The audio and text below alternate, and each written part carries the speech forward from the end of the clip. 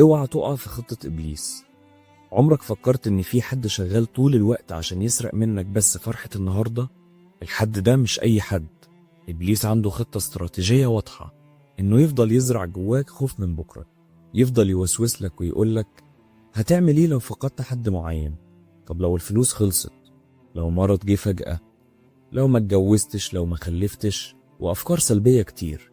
أهم حاجة يخليك عايش دايما خايف من بكرة وقلقان من حاجة لسه أصلا ما حصلتش.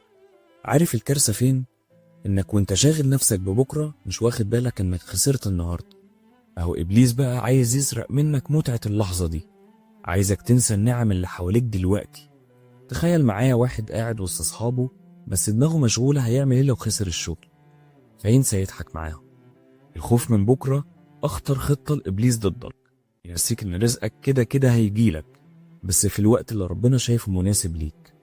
حط دايما في دماغك إن المستقبل مش بإيدك، ربنا ما بيكتبش حاجة إلا وفيها خير ليك، حتى لو أنت مش شايف الخير ده دلوقتي.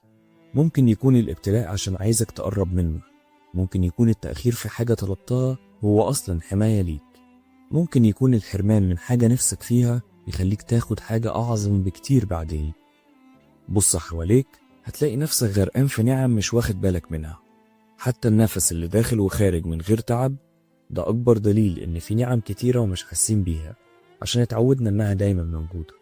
فكر في كل النعم اللي ربنا مديها لك واشكره عليها دلوقتي وقول الحمد لله على كل نعمة اعتدنا وجودها فنسينا شكرها.